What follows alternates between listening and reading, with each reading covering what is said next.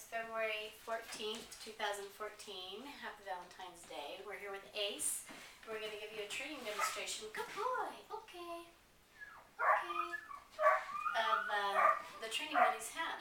So I'm going to go through 4 things here today. I'm going to go through manners, obedience commands, house training, and leash training. The bulk of what we're going to talk about here is going to be the manners and the obedience commands.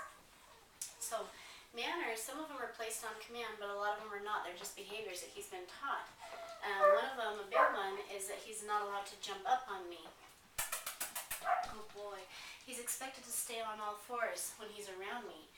And one of the things, another one of his manners that's really going to help you with this, maintain this, is he's expected to sit automatically for a greeting.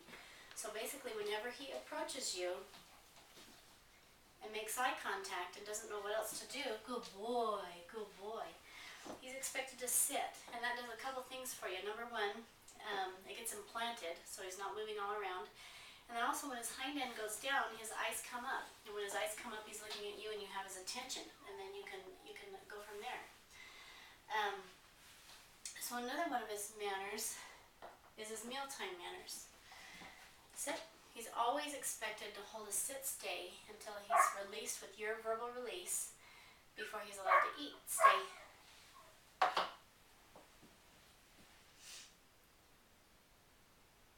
Okay, good boy. And that kind of makes up the foundation of the training program. We're trying to replace physical control with verbal control. Good boy. And there's an acronym that I use to help me remember when to get obedience throughout the day, and that's all good dogs fetch toys. And that stands for AGDFT, attention, gates and doorways, food, and toys. And these are 5 things that most people naturally give their dogs several times a day anyway. So make sure that you make good use of those times and ask for obedience before you give any of those. Ask for a sit-stay. Ask him to go to his crate. Ask him to go to his bed. Any kind of an obedience command. Good boy. There you go. And if you're just very, very consistent about taking advantage of those times throughout the day, the attention, gates and doorways, food and toys, then even if you don't dedicate actual training time throughout the day to work with him, his obedience commands and his obedience in general is going to be very, very solid. So make sure you make good use of that. So that's one of his manners. Another one of his manners, come here buddy. Another one of his manners, well, like I talked about gates and doorways, anytime he comes out of his crate, anytime he goes in and out of your home, anytime you let him out of your yard or the kennel or you're using some kind of a gate, always ask for him to stay and wait for you to go through first. And then expect him to hold that stay until you give him the verbal release. Stay.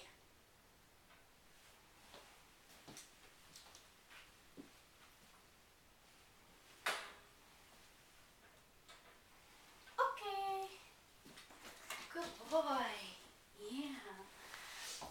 And you'll probably notice too that I use a lot of voice fluctuation when I'm asking him to hold a stay or contain himself in some way. I use kind of a lower authoritative tone of voice, stay. And then when I want action and I want movement out of him, then I use kind of more of a chipper tone of voice. Okay, good boy.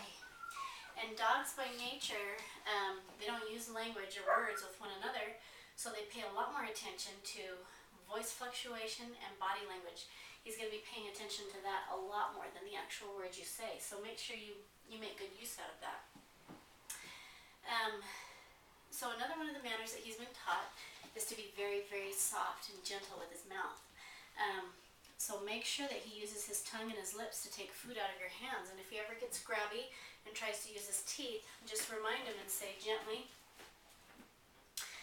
okay, good boy. Good boy. And say gently and expect him to use his lips and his tongue to get that food out of your hand as opposed to his teeth. What'd you see? Something floating in the air, huh? So yeah, and another one of his manners is he's expected to drop things on command. Good boy. And it's important. Oh, you want that, huh? it's important that he actually opens his mouth and releases it to you, and you don't get in the habit of pulling things out of his mouth, especially with little kids. Teach them to ask him to drop it and not pull things out of his mouth, because that can turn into a bad habit. Him trying to hang on to something. Drop it. Drop it. Good boy. Okay. Good boy. Yeah, so that pretty much wraps it up for manners. I'm going to go ahead and continue on to obedience commands. We're going to show you come, sit, stay, down, down, stay, crate, drop it, watch me, and go to bed. Come! Good boy. Yes, that's good. So come, obviously, is one of your most important commands. And it's usually the first one that people kind of kill or squash. And it's the easiest thing to kill or squash. And the reason for that is we usually don't call our dogs to come to us unless we need them to come to us. And usually when we need them to come to us, it's not a pleasant experience for the dog. You know, it's time to leave the park, it's time to be done doing whatever it is you're doing.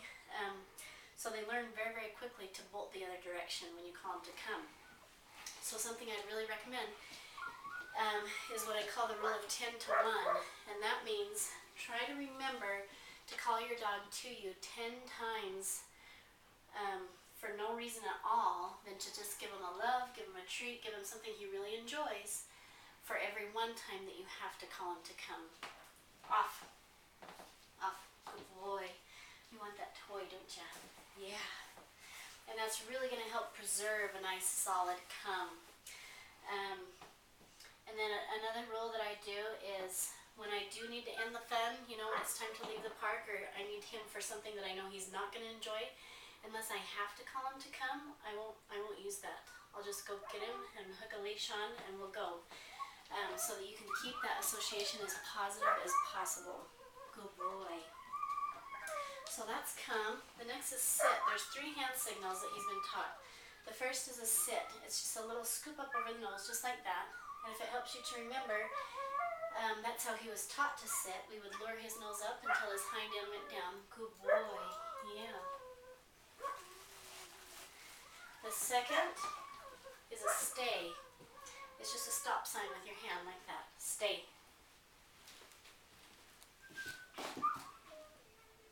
Nope. Stay.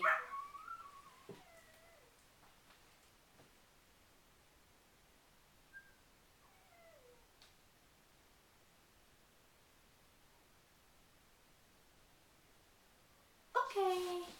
Good boy. That's good, huh? That's a good puppy. And the third hand signal is a down. And you always start him in a sit when you're doing it down, and then put your hand flat and take it down to the floor. Down. Down.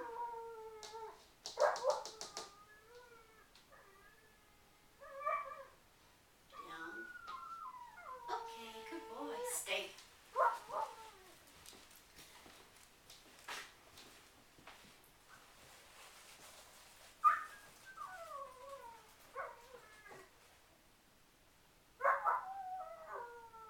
Okay, good boy. Now he's got a nice long stay. I've kept it fairly short for your demonstration here.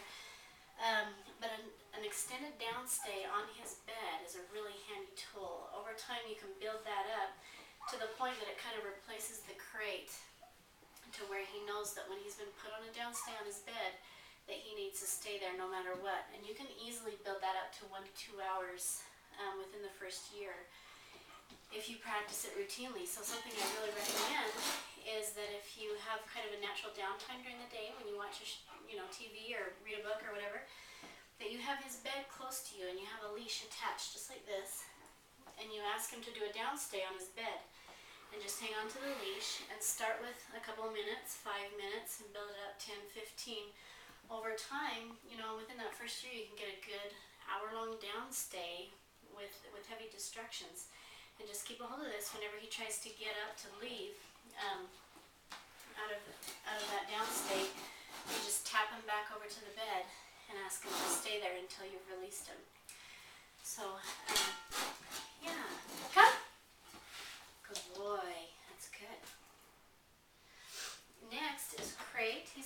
go into his crate on command. Good boy, crate. Crate. Okay, good boy.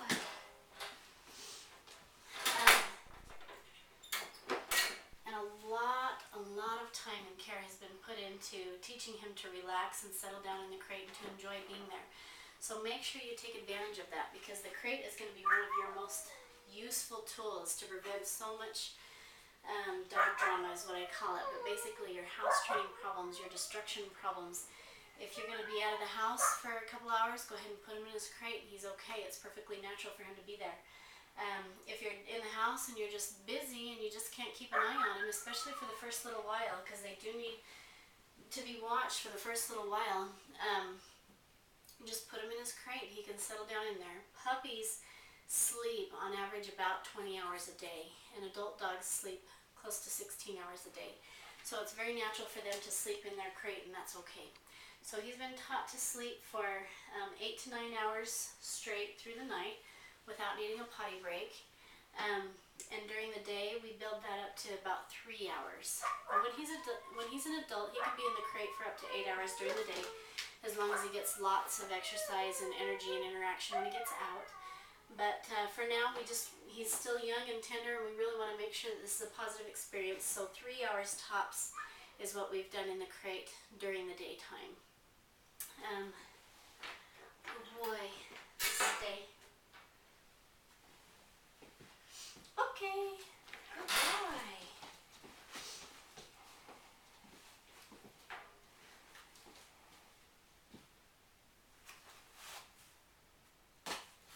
Watch me. Okay, good boy. So watch me is a foundational command, so it's one of the ones that we teach from day one, and it can be a life-saving command. It's going to be one of the most important ones that you want to keep. So I really highly recommend that you practice it several times a day and always follow through with a high value reward for following through with that. Good boy. The reason for that is the way dogs are designed. They're not like us as people. We can be looking at one thing and be thinking about something completely different at the same time. We're natural multitaskers, but dogs are not. Whatever they're looking at is 100% where their mind is. Hi, buddy. You gonna destroy that thing? So basically, if you can get their eyes, that's a really powerful tool for you. You can essentially distract him from any distraction. You know, if he's headed out into traffic, if he's chasing the neighbor's cat, if you drop something on the floor, and you just really need his attention really fast, you need to have a command, watch me, that does nothing but get his eye contact. Good boy. Yeah. Come. Good boy. Okay, go to bed. Good. Let's go to bed. I don't care what position he's in, sitting, standing, lying down. Lying down. I just want him to be completely on his bed, and I want him to stay there until he's released. When I send him to his bed, on command, there's an implied stay. Nope. And if he leaves, just bring him back, just like that, stay. And expect him to just stay planted on his bed until you release him.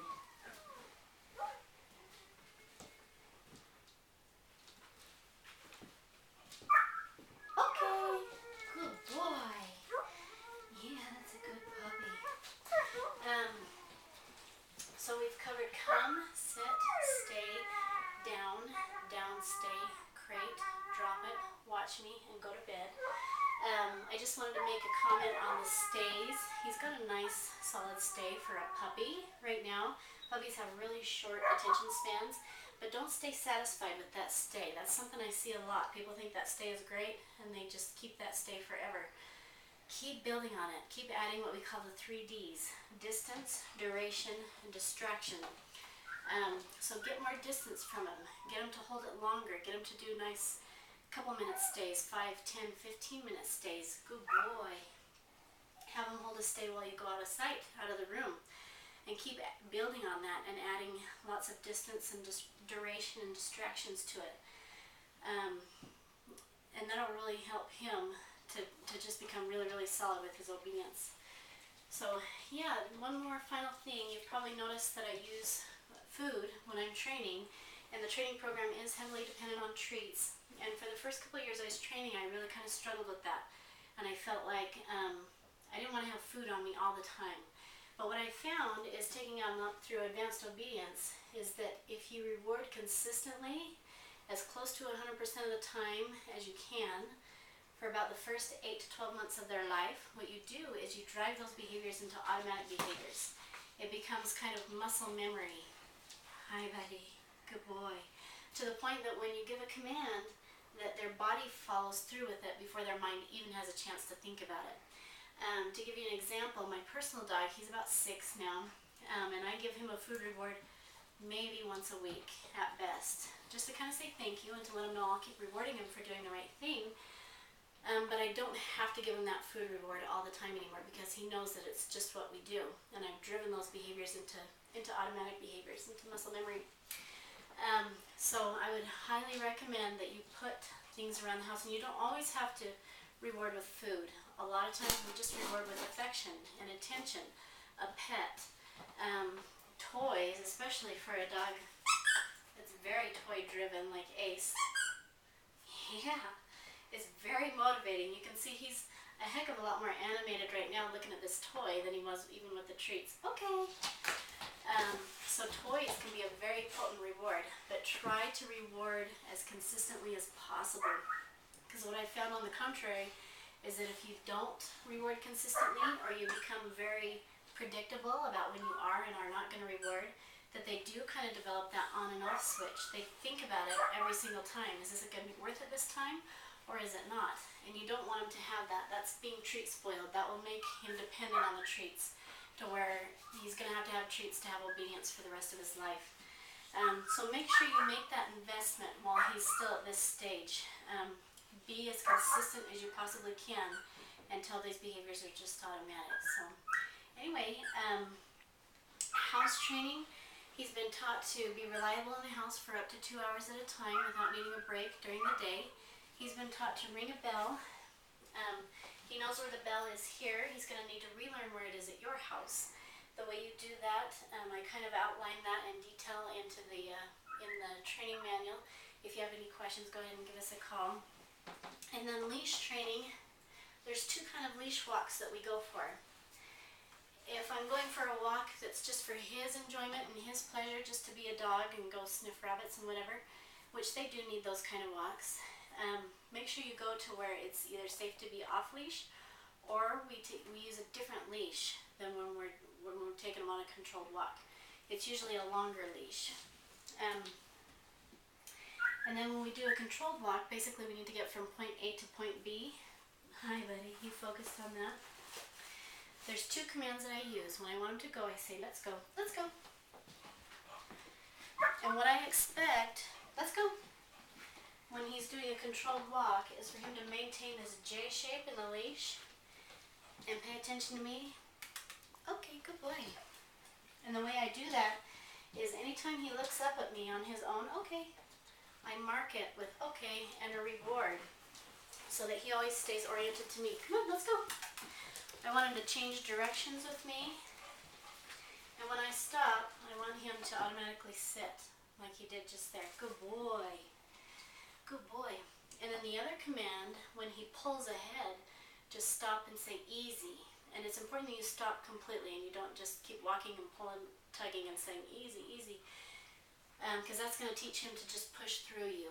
So he's got to learn that he can't make any forward progress until he is paying attention to you and putting that slack in the leash. So anyway, I think that's going to wrap it up for our demonstration. We've really enjoyed Ace. He's been a great puppy, and I think you're going to love him.